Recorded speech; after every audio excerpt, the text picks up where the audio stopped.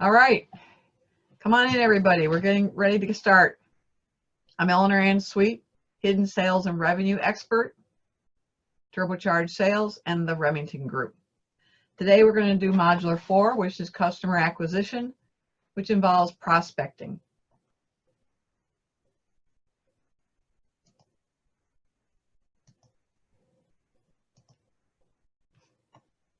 So today we're going to go through Lesson 1, which is finding new free leads through some simple research on some great databases. I've used them for a number of years.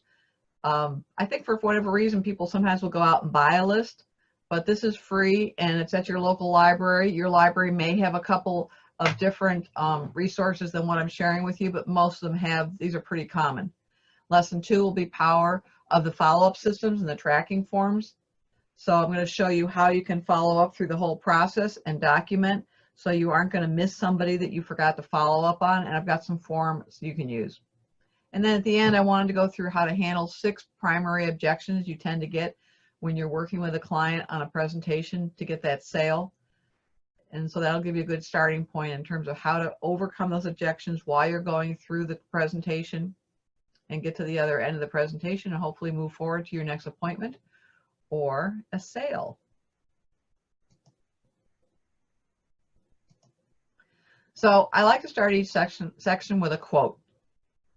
When we do more than we are paid to do, eventually we will be paid more for what we do. Zig Ziglar. He's a classic. And what I'm telling you and reminding you here is as you're in the prospecting process, that you're going to need to do things that you're not necessarily going to get reimbursed or paid for. You're going to be doing research. That's going to be on your own time. If you're a sales executive for an employee, they're obviously going to pay you while you're doing it. But there are steps before you have to put in prior to getting the final sales and the transaction.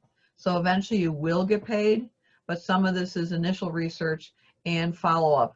It's not necessarily going to be the case. So you want to stay with it, and at the end is the gold, so to say. Lesson 1 will be prospects and research. Prospecting, a search for and qualifications of potential customers. This goes back to, remember we were defining our ideal customer and our target market. Think about the customers that you've been working for in the last 1 to 2, 3 years that you know they're incredibly satisfied with your product. Some of them may be hopefully repeat customers. Think about their demographic, their profile. What type of industry they're in, how many employees do they have, what are the sales, where are they located geographically. If it's a consumer, what are the demographics in terms of, are they married, do they live in a house, do they have a dog, do they have a couple of kids. So that type of information, you want to think about that, because what I want you to do is we're going to take our ideal customer, and that's what I'm going to bring in and show you where you can find more free ideas on customers you can be reaching out to. So let's go through a primary checklist that you want to keep in mind prior to we go to the next step here. And this is a prospect screening checklist. It's a lead. It's a name of a person you may have gotten from somebody else. It's a potential customer. But I also want you to ask yourself, is this a prospect? Meaning, is this someone that we know wants your product or needs your product? So if you're in the same category of your ideal customer, then you have a pretty good you have a pretty good idea of what their headset is in terms of what their problems are and how your product will solve that. If you're stretching a little bit, you're going to need to do some research and figure out, can you sense, will they want or need your product, and can you be talking to some people, doing some research to validate that. And then the third step I want you to go through is a qualified prospect, someone that wants the product but can also afford it.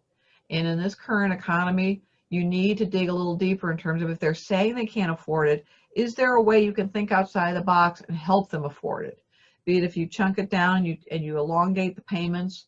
I would say put a nice chunk up front. If they're going to pay a little bit in front, you don't want to get stung on the end.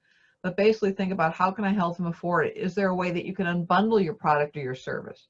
So you would start them with a smaller group, and then you would add on the other elements, and they would be paying for those as they were going along.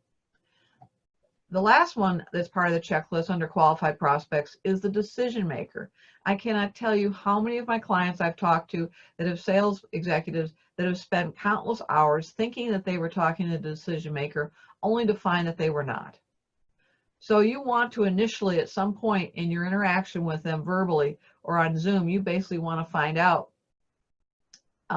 in the event we were to go forward and your organization were to hire our product, buy our product or hire our services, are you the final decision maker? Are you the one that makes that decision?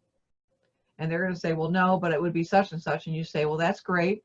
I really like talking to you, but maybe you could create an introduction for me so that I could be sharing the same information with them. It'll save you so much time the sooner you get that information up front. So the databases I want to share with you, we're going to be looking at your ideal profile on your customer. And so you're going to want to know, what is their SIC code or what is their NASAS code? If you're not familiar with these are set up by the United States government, and it breaks down industries and categories of product. So it's a wonderful system. It's somewhat sophisticated, but it's a wonderful system. And so I'm going to be taking you in the back end of my library that has these databases for free for me. The odds are that you will find these databases or some that are very similar in your own library. So let me go in here and I'm going to show you. We're going to go look at Reference USA first.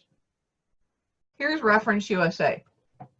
So in this case, I'm taking a mid-sized company, actually a client that I've worked with called Plano Molding. I would go over here to narrow it down because you're going to get more data and more leads than you can even handle. And in this case, I know that the headquarters is in Illinois. And then I'm going to go forward. There we go. Okay. So thank you for your patience on that. That was unexpected.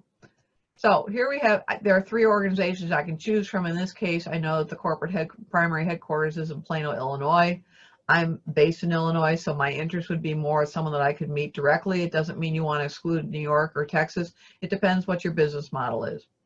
So now I go in, and I go in here, and it shows me, the county, gives me their 800 number, shows me where their website is, shows me that they're hiring for a couple positions, so that would also give me an idea of maybe there's some growth going on in the material handling area. If your product is related to that, that could tell you there could be a new hiring, a new purchasing agent, that type of thing. This is information I want you to write down. So when you're in this, and this would be an example, like in my instance, my ideal client, this would be your ideal client. So I want you to make a note on a piece of paper next to their name of the SIC code. So here in this case is 308, it's 308901. And then there's my NASAS code. So I'm going to use that information to go find similar companies that I could be tapping and reaching out to. Here you go. It tells you the number of employees and location, talks about the overall corporate, talks about sales. Some of these numbers are sometimes not necessarily 100% accurate, but at least gives you a little bit of a ballpark. Answers here, if you're involved in the federal contracting area, it tells you they don't do any federal contracts, so then you can kind of like move on. This is an area that, if let's say you're in the service-oriented business and you're a CPA and you're looking to get some accounting work, this gives you an idea how much they spend on accounting. Here's for payroll, here's for telecommunications, here's for advertising. So if you're in these industries, this will give you a little bit of a benchmark in terms of, is this a potential client? Down here, I would not necessarily worry if you have a graph like this, which can be a little bit unusual because they were privately held, then they went public, and then they came back and went privately held. So that affected that. I happen to know that information, but there are reasonable explanations for that. Here would be the information if you wanted to look at any of the UCC filings. This would give you an idea of nearby businesses. If you were looking to hire people, it would give you an idea, maybe hypothetically, though not a guarantee, of in a geographic area, what were some other companies you could tap into. This area is one of my favorites. And notice here at the bottom how you can also download and print off this data for yourself. So now this gives me, in this particular area, who are their competitors. Plano Molding has consumer products, but it also tends to specialize in injection molded plastic. So if that is relevant to my, ideal customer profile, then this is going to be a very good list. All right. And so then you click on there, it'll take you to each one of those companies, and then you can also study their background and research it further. Up here, this is a repeat of everything that goes down that we just saw. And then also down here, you could go into the corporate tree.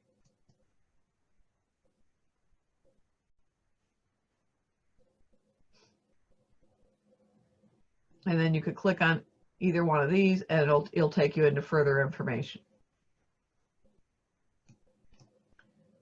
So that is Reference USA that I wanted to show you. If truth be known, is probably my favorite of the group that I'm sharing with you today.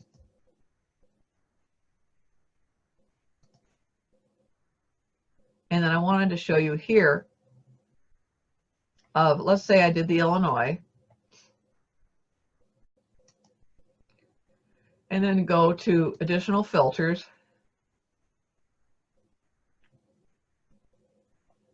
And now, see the area there where I could put in my SIC code, or I could do the NASAS. And in this case, let's just do the primary SIC code only, because it'll make a narrower database for me.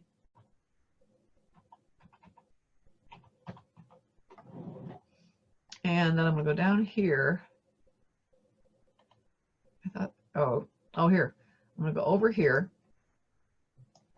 And I'm going to, so you could even get into neighborhoods for the consumer products, for the consumer data.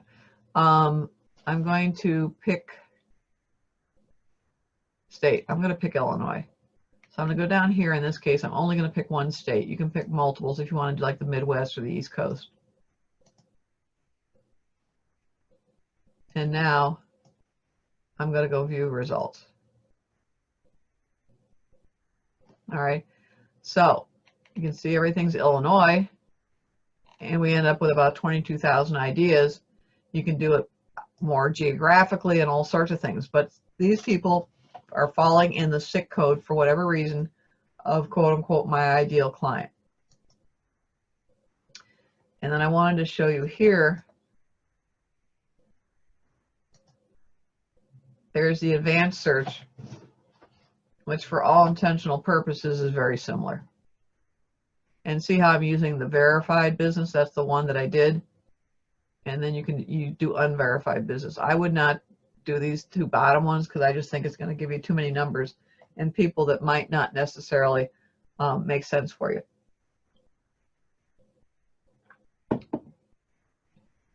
All right, so then if we go look at, here's LexisNexis, and I put in, I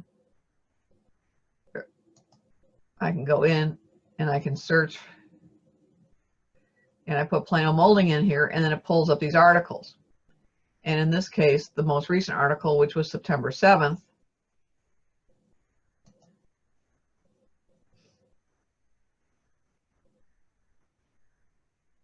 oh, well, that's too bad. Now it's taking me back out. Bear with me. All right. So, so here you can go. It's going to give you company and financial.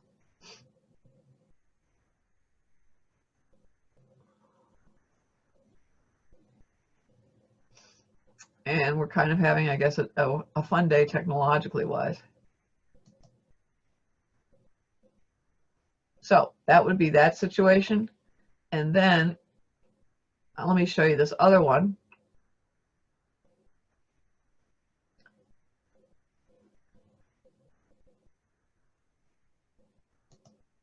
And this is Intellect. Okay. So I had already pulled up Plano. As you can see, there's their logo actually. And it gives me executive details.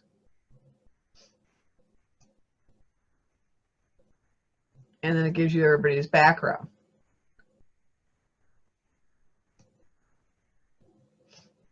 And then this will, when you click here, this will, it kind of gives you, they're just using the main switchboard number, so they aren't giving you the direct line, and they're not giving you the email. But the point is you can verify these people's background. You can take these names and go over to LinkedIn, look at their background, Here are some industry details. There again, it's giving you that you can see you've got your secondary codes and your primary codes. Here's the family tree.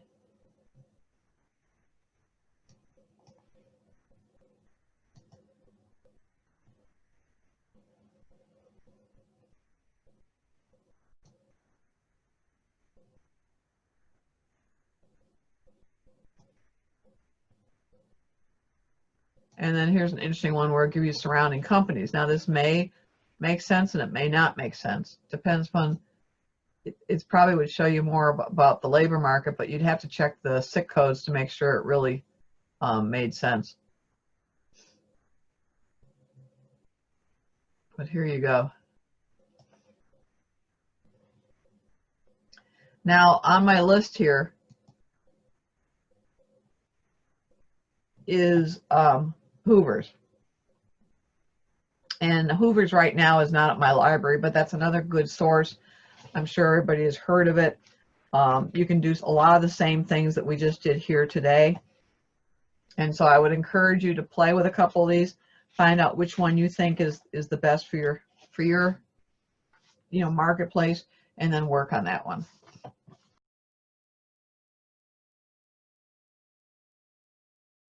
So those, as I said, were some great databases that you should be able to find in your library. Use those. I would encourage you to focus on the SIC code, the NASAS code, but make sure you filter them down to get smaller numbers to cope with. And if you still have a large number, just start with the list geographically closest to you and just come up with 100 to 250 names and then work it from there. Put it on your Excel sheet. So lesson 2 is to lead and a follow-up system. So we've now done the research. We're now going to take our list, start working on them. We've pre-screened people based on our ideal customer, based on the SIC code, based on the NASAS, and now we're going to create our list that we're going to probably do a little bit more research on, but we're basically going to start to put this together so we can start to reach out to people in terms of calling them on the phone. If they're not there, we're going to be leaving a voicemail, and we're going to be following up with an email, just like we discussed on our previous session.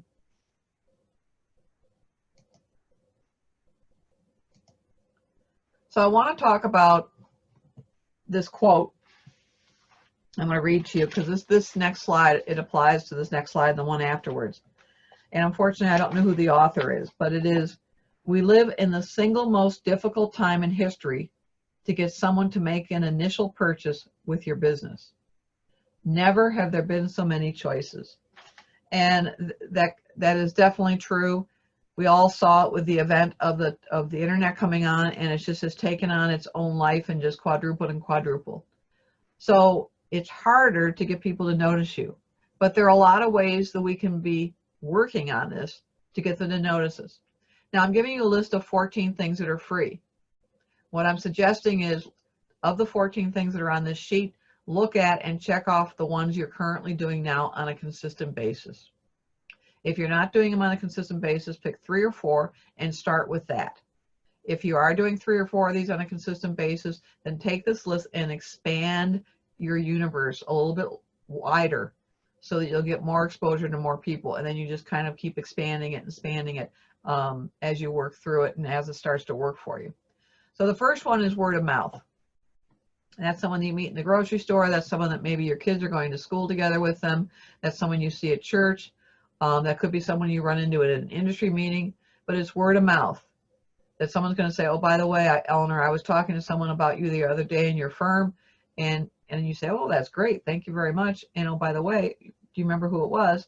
And hopefully they remember, or you can call them tomorrow and see if it jogs their memory. So names are getting passed around, just like someone could give you a name, okay, and say, "Hey, here's a great name I want you to be aware of. It may help your business." So what are you going to do? You're going to remember to follow up. You aren't just going to put the name aside and forget following up. Referrals. We talked about it in our last session. I'm challenging you to get 1 referral a year from 1 customer. And if you haven't done it for a while, go back and see if you can get another referral, particularly in this marketplace. Alliances would be something similar to joint venture, affiliates. So think about organizations that you might have something in common with, and by putting your product together and their product, or your service and their service, you could really help each other. Let's say like an accounting firm, and if an accounting firm hooked up with a payroll organization, now you could keep each other posted and basically help each other on leads and passing on names. The next thing that we're talking about is pro bono work. In this economy, there are a lot of companies that are struggling. There may be some small startups that normally that would not be your demographic on your client profile type, but you go over and you help and give them, you know, an hour a week just to try and help them on their business, and you can bet your bottom dollar that they're going to remember you. And because of your generosity of heart, and they saw how much you understood their business and helped them, that as things begin to turn and as their business grows, they're going to want to come and hire you. And it's also just a goodwill gesture to really help others. I mean, that's, to me, is what it's all about. Then we talk about networking. We're all pretty familiar with that. We can be networking now on chamber meetings via Zoom. We can be networking even over the phone, even just to call up and say hello to people is kind of a low profile way of networking. But networking, always trying to meet new people and help and share and pass things on. Third-party endorsements would be people that, let's say in your industry, they've never actually worked with you, but they know of you through somebody else that has worked with you. And so there again, your name is being referred, it's being recommended. I've been very fortunate with the Remington Group. 97% of my business comes from referrals. Talk about number 7 would be your trades association. Offer to help in a trade association.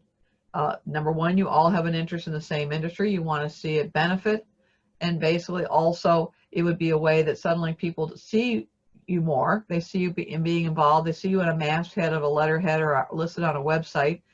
And they also say to themselves, well, this person must really understand our industry. If they specialize in this service or this product, I probably want to reach out to them because they're probably going to be able to help me. It kind of creates a small halo of credibility. Speaking of halo credibility, teaching. Teaching is another way that's, you know, reinforces your credibility on a subject to help. I used to do it when I was at Loyola University prior to the pandemic. It was Quinlan School of Business, and I was working at the undergraduate level, and I found it incredibly satisfying helping the students. You can also teach at the MBA level. So you are helping others, but then you're also honing your skill, and you never know where these leads will go. Creating a product. See if there's a way, very low cost, minimal cost, maybe no cost, where if you have 10 things bundled together, you can unpack them into individual pieces or 5 pieces to try and serve your market better or get into a different market that you might not normally have approached. Radio and TV appearances, I highly recommend them. I've done more radio than I have TV. Keep reaching out to them. You get a media list, and you never know where they're going to need someone to fill in a spot where you can show people in their audience how you can save money, make money, or solve a problem that they're not thinking about solving that you may be aware of. Do speaking engagements for Vista, for Chamber, for SCORE, for your church, for other organizations, and just try and even for some of your clients, you could do a mini presentation for free, kind of as a bonus thing. Maybe not the whole project or whatever, but you could take one finite small area and just do a PR speaking. I'm sure you've heard of also the expression lunch and learn. So you can do it during lunch hour. 12, do a position paper. You may be an expert in accounting. You may be an expert in lead generation. You may be an expert in advertising. So write a position paper that shows something new that you've discovered in the industry or the benefit of the ideas that you're sharing. And then you're putting your name, your contact information in a small bio at the bottom. And there again, someone sees it. It increases the perception of you being the expert they want to reach out to. 13, blog posts. You should all be doing blog posts on your websites, and also try and be guests for other blogs to there again expand the horizon of your credibility and expertise. Number 14 is social media. I think we talked about it earlier. You basically want to spend an hour a day on social media, but don't get waylaid and just kind of like spend your whole day with social media. So those are the free ideas that you can use to help further people's awareness of you that currently aren't aware of you or don't only know you a little bit and not a lot. Because as you know, we all want people to know, like, and trust us to be able to do a transaction and purchase from us. Here are some ideas, but they do cost a little bit of money, okay? Now, printing a newsletter, I've been doing a newsletter on a quarterly basis, 4 pages. It basically is a large paper that the printer just folds in half. And I'm sending it out to 2,000 people in a similar geographic area. And it's costing me $700 to $900 per quarter. And it is very well worth the investment. Not everybody reads email. Not everybody does social media. So you have to think about broadening your basket, so to say, in terms of how you're going to reach out to your customer and your consumer. Electronic newsletter. I suggest you do an electronic newsletter once a month, where the print newsletter, I'm suggesting you do that on a quarterly basis or twice a year. I would not suggest going only once a year because you've lost the awareness to the individual at that point. Relative to the website, some of you, it may be appropriate to have what we call a brochure website, which is pretty much just who you are, the about, what are your products, what's your service, what's your contact page. For some of you, you may have a more robust website because you may actually be selling either your services or particularly your products on that website. Commercial publishing, going to direct mail. You could have a just old-fashioned letter that you were sending out to people. You could have a promotion on it. Direct mail, we talked about at one of our previous sessions, using the postcards to make people aware of you. Number 5 would be print interviews. The newspapers are very busy right now. I can tell you that for a fact. The whole internet and social media has kind of changed that market. So reporters really don't interview you anymore. They will send you some questions and they will ask you for the answers. But basically what you could do here is you have someone interview you internally or a friend, and you literally do the Q&A, the question and the answer, print it up, and then send it to an organization. Now they may charge you to insert it because they may consider it like an ad, but I would still encourage you to follow up with your media list and see how that works out. Number 6 is trade ads. I've always had very good luck in trade journals because a lot of people forget about trade journals to advertise. Advertising in general, you're going to have to look at your overall budget and decide what makes sense. We're all kind of into guerrilla marketing right now in terms of really managing those funds as the economy continues to improve. And number 8 would be passive listings. This could be a listing in one of your church guides. It could be a passive listing in an association magazine. It could be a passive listing on an association website, and you pay for that privilege. But you at least have the awareness you're listed as a vendor within a certain category. So think about which one of these you can really try. You know, pick, like I said, 3 or 4 from the first one. If you're already doing 3 or 4 things successfully, then expand out, because everything kind of builds on to itself, and it keeps getting your image, your reputation, and the awareness of your business and product and service out there. Relative to the ones that cost a little bit of money, you got to look at where you're going to get the best bang for the buck. So pick the one that you feel the most comfortable with. And all of these, you should have a website. So number 3, you should be starting with the cost of doing a website has really come down, and you can go to a couple of these organizations that you basically can just get it on a month-to-month basis. One of the ones I use on one of my websites, because I've got like about 5 or 6 websites, is Squarespace. Otherwise, I'm doing them through my own server, and that's a little more complicated. But there are several organizations out there. You just have to do a Google search. So here we have our bucket. So we think we're doing everything right, but we're still not getting the sales that we have on a continuous basis, and particularly in this economy. So I really wanted to kind of like say, fine, let's drill down, no pun intended, where is there potential money that we're losing? It traditionally happens where there's no follow-up with lost customers. People kind of get embarrassed. You have a falling out. I mentioned it to you in one of our earlier sessions. One of the greatest ideas is to go into your unsubscribed on your email list and see who is unsubscribed, figure out who they are, and reach out to them on the phone and just try and say, you know, we were sorry to lose you. I felt that somehow we must not be adding the value that we thought to you and your business. Could you tell us how we could improve in terms of helping you with your business? The customer that you also maybe had a falling out or didn't pay the bill, or you had a difference of opinion on the quality of the product, the service, try and go back and again find out, make sure you totally understand what went wrong in that case and how can you make it better. And then I would follow up. I'd make a verbal apology, and then I would follow up with a written letter. People get referrals. They call once, but no one ever calls them back, so they forget to follow up. That's a classic. Again, remember our goal is to get one referral from one customer. And if you haven't done that recently this year, you can start all over and start a new slate and try again starting tomorrow. No follow-up on contact information. So something will come through the contact form on your website. You get busy, you forget to call up. Look into there, make sure you're following up on all the contact information. Make sure you're clearing your voicemail out on a daily basis. We all get busy because some of us now, like myself, I have business lines and then I have a cell phone as a backup. So you've got to kind of keep current with all the means and how people are catching up with you, just like when they're reaching out to you in email. Again, we might get a lead from a trade association. We follow up once, but we never hear from someone, and then we forget. We just don't go back to it. So you need to have a mechanism and a system in how you're going to be able to capture all these things and track when did you reach out to them, when are you going to reach out to them again. And as we discussed in the past, this is going to be at least 5 to 6, maybe 7 or 8 reach outs. It's not just going to be 1 or 2. And that's where the richness and the nectar is in the system. If you can remember how many multiple times it is, you will succeed and surpass your competitors, because most people don't understand that. And most people don't like reaching out to the unknown because they don't like being rejected.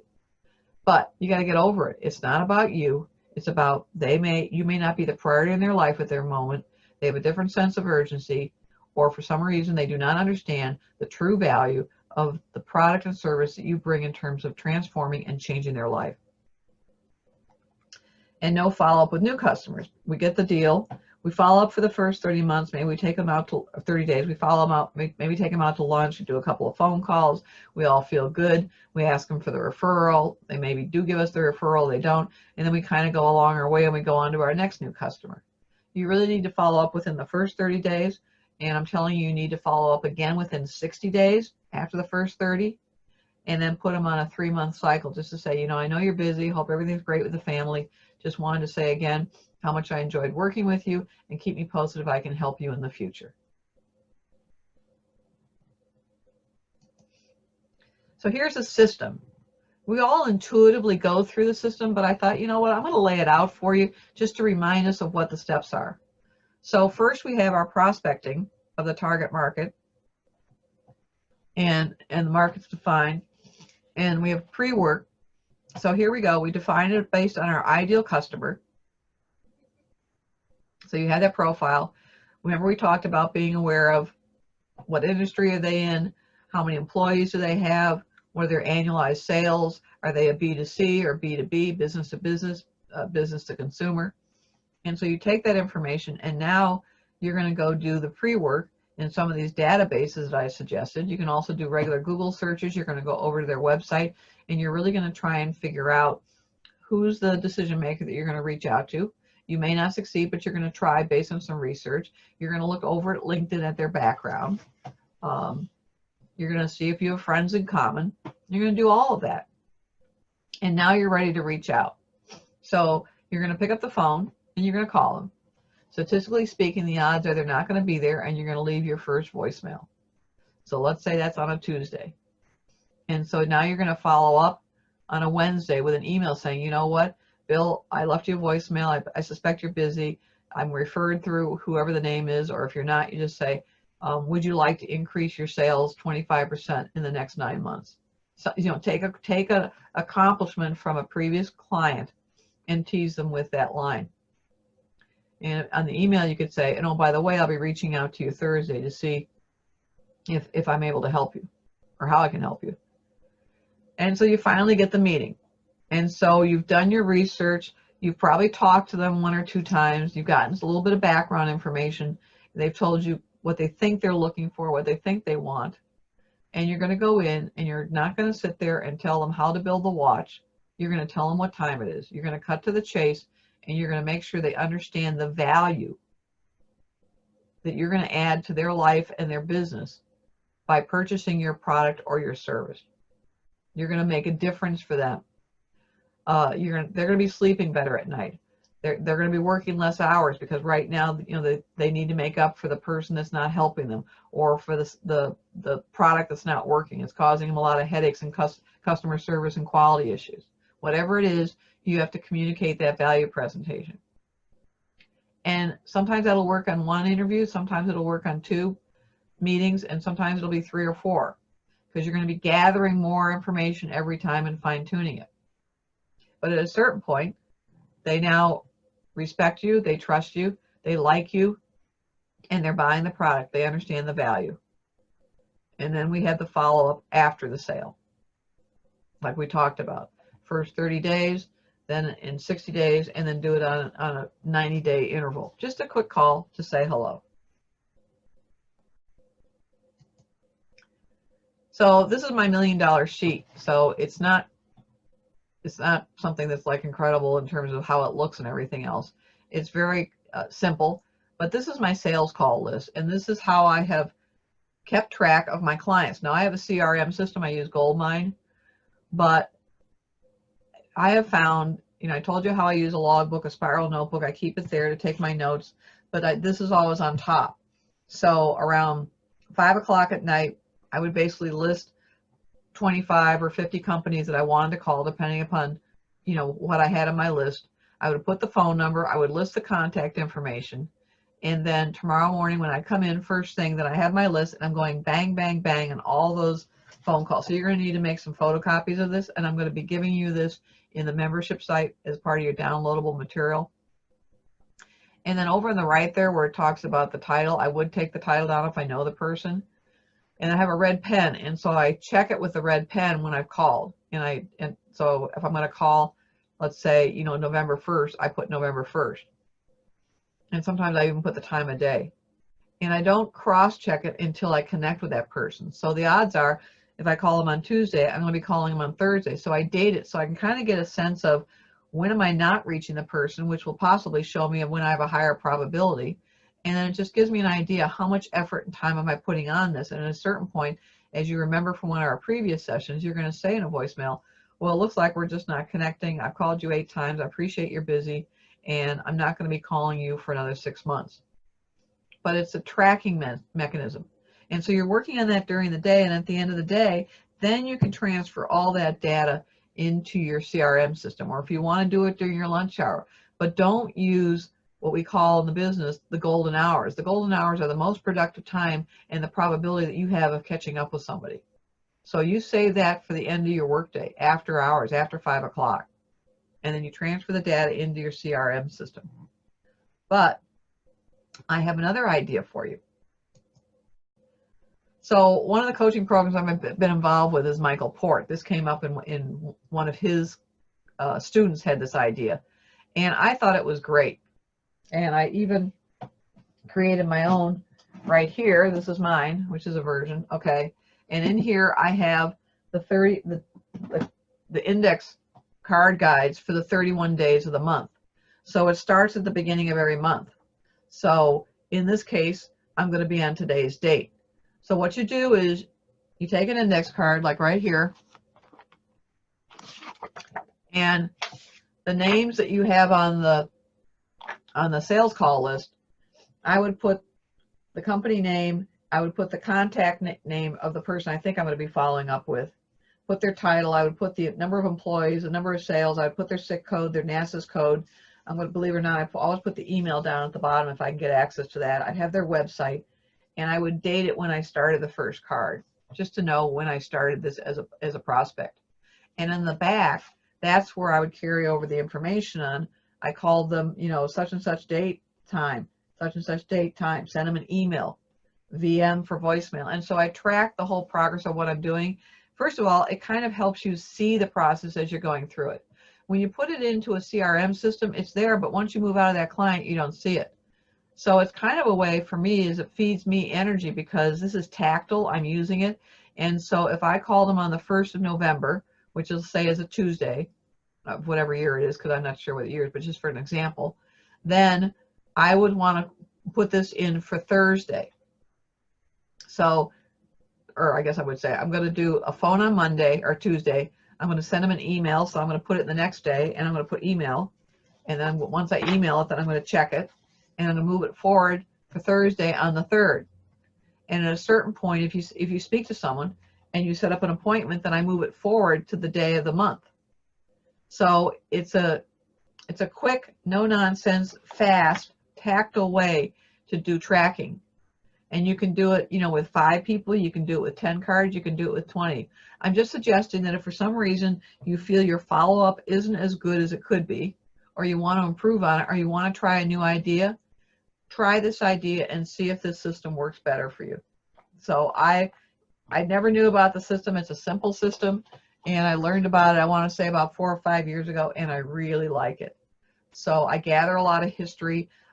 When you have a card for someone, it's like, how did you meet them? So were you involved in this organization with them, or did you meet them through this person professionally? So I have all that little information right there. It doesn't mean you can't find them in the database, but now I have to go into the database. And to me, the going back and forth in the database and on the phone and everything and the email, it just, there are lots of more steps that to me slow me down. So when I'm doing my prospecting, I hit it hard. I want to call 25 or 50 people in a day, okay? And so the way to do that is you just have this list and you start. And you have the sheet that we talked about in the previous session. And I'll upload it in this modular session in terms of how do you track and how do you do your calls and your follow-up. And we gave you the time of days to do that. So lesson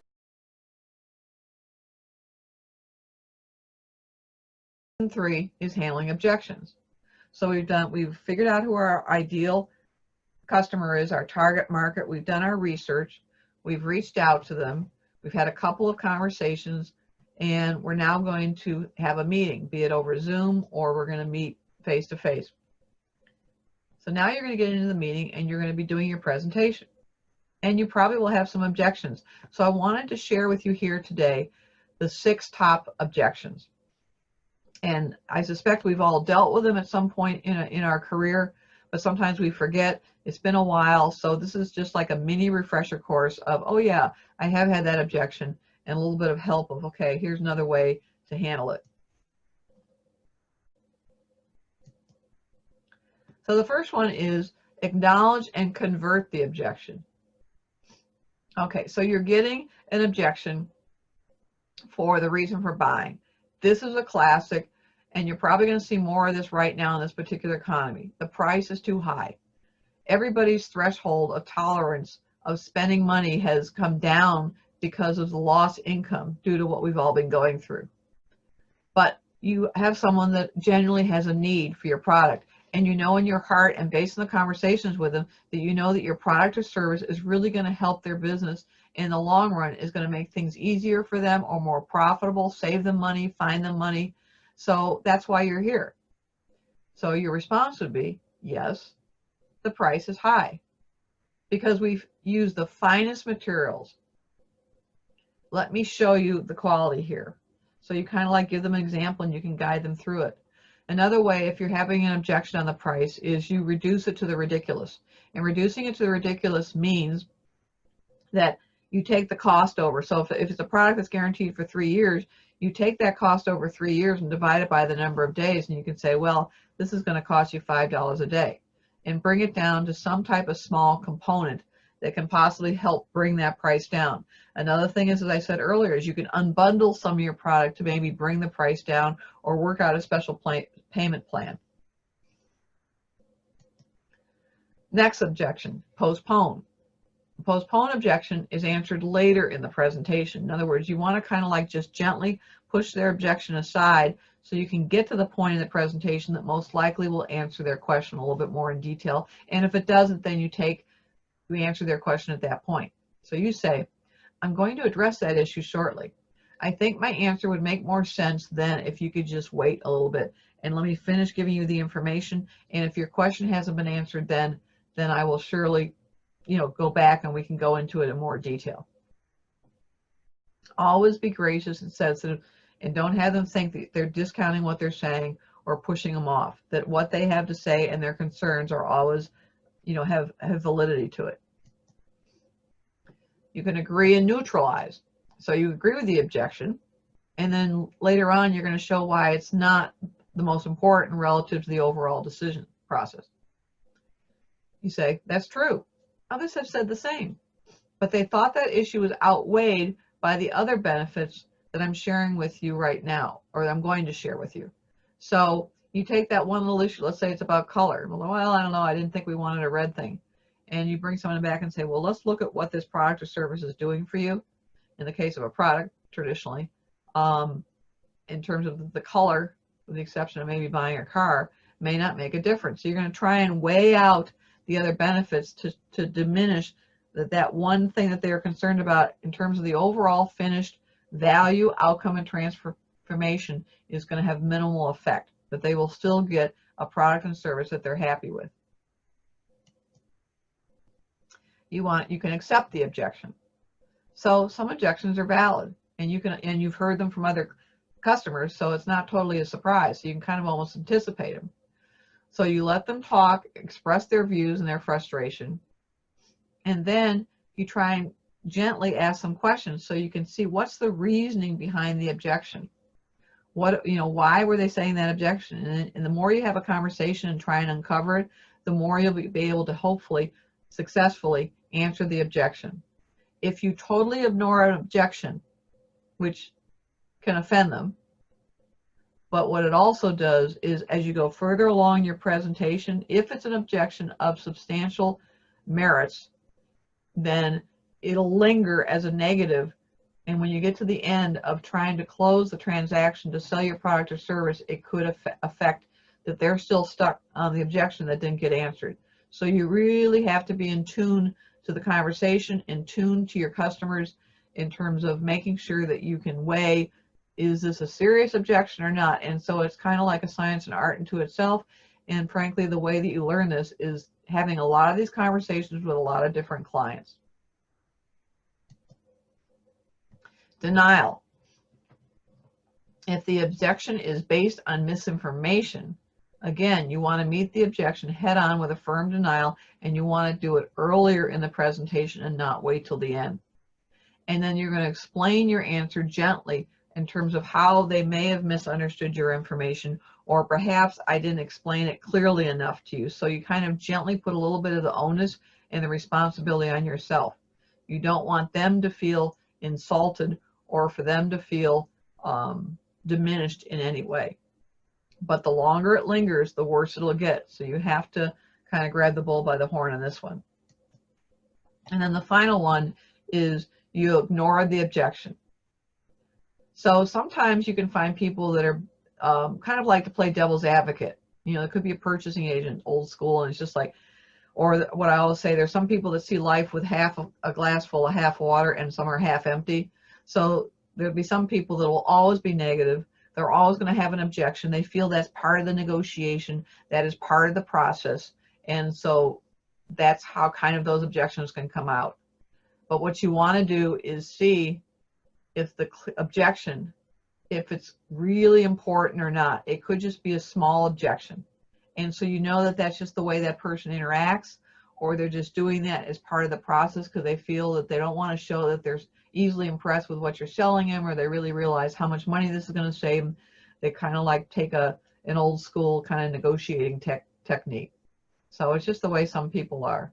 So you need to decipher, is this a true objection or is this a stalling technique? And is this objection really important to the final decision, or is it just an ancillary concern that they have?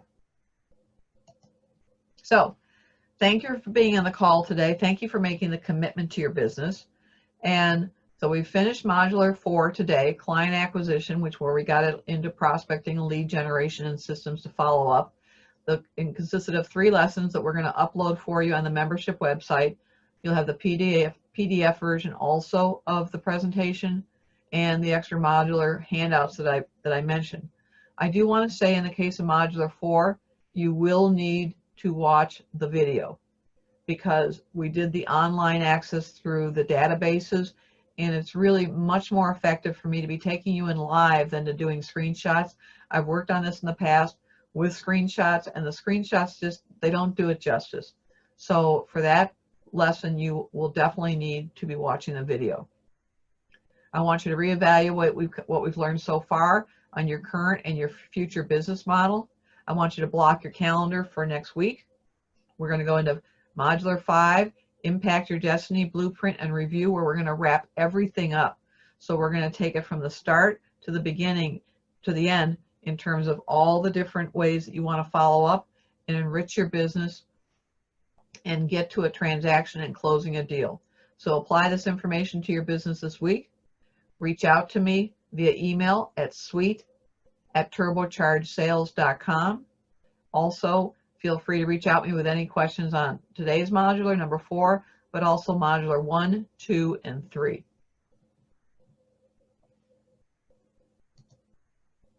So I just want to wish you to have a great week. I would encourage you also at this point, I know everybody's busy, we got a lot of things going on, but I would encourage you to go back. Now that we've gotten to 4, I want you to almost just to touch base with 1, 2, 3, and 4 to get ready for next week, because I want you to refamiliarize yourself with the previous 4 modules, so when you come in next week, you'll have all that under your belt. And so when I talk about how we're bringing this all together and all the systems and the tools, it'll be a lot stronger in your mind and going forward. So thank you ever so much. Again, Eleanor Ann Sweet, Hidden Sales and Revenue Expert, Turbocharged Sales, the Remington Group. Take care and have a good week. Bye-bye.